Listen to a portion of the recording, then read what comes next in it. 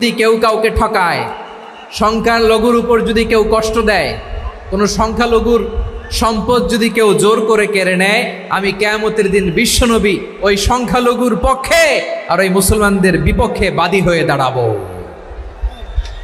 সুবহানাল্লাহ বলতে পারলেন না? আল্লাহু আকবার। আপনি নামাজি, আপনি মুসল্লি, আপনি হাজী সাহেব, তাহাজ্জুদ পড়তে পড়তে কপালে দাগ ফেলে দিছেন, আপনার প্রতিবেশী হিন্দু, ভাবছেন আমার তো পাওয়ার আছে, ওর জমিটা দখল করি।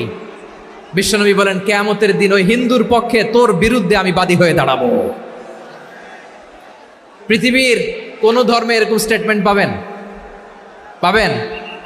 আপনি ভাবছেন আপনি নামাজ পড়লে হাজী সাহেব কপালে দাগ ফেলায় দিলে আপনি সেলসেলায় জান্নাতে চলে যাবেন না? খবরদার। বিশ্বনবী বলেন কোন সংখ্যালঘুর উপর যদি কেউ আক্রমণ করে, তার প্রাপ্য তাকে না দিয়ে যদি তাকে ঠকায়, তার উপর জুলুম করে, তার সম্পদ যদি কেড়ে নেয়, আমি নবী, তুমি মুসলিম হইতে পারো, মুসল্লি হইতে পারো, তার পক্ষে তোমার বিপক্ষে আল্লাহর দরবারে বাদী হয়ে দাঁড়াবো।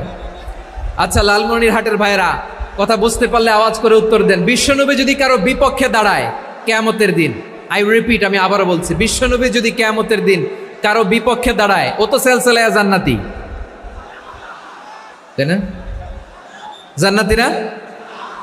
যে নবীর সুপারিশ ছাড়া জান্নাতের গেটও দেখা যাবে না, ওই নবী যদি বলে তোর বিপক্ষে আমি বাদী হয়ে দাঁড়াবো, ওই জান্নাতে আর ঢোকার কোনো সুযোগ আমাদের থাকবে?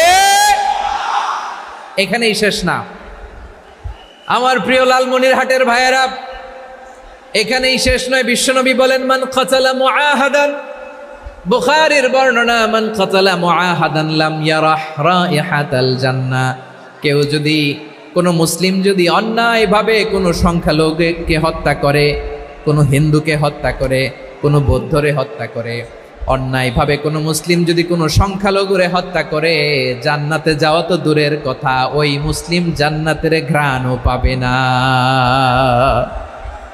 সেই বুখারীর বর্ণনা, মান কাতালা মুআহাদান লাম ইয়ারাহ রাইহাতাল জান্নাহ ওয়া ইন্না রিহাহা লা ইউজাদু মিন মাসিরাতি 40 আমা।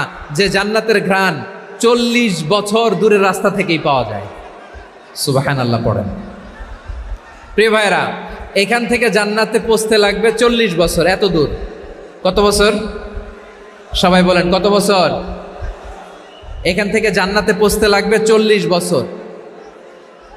এত দূরে থাকতেই জান্নাতের ঘ্রাণ আপনার নাকে এসে ধাক্কা মারবে। বিশ্বনবী বলেন যে ব্যক্তি কোনো সংখ্যালঘুকে হত্যা করে, জান্নাতের ঘ্রাণ তো পাবেই, জান্নাতে তো ঢুকতে পারবেই না, জান্নাতের ঘ্রাণও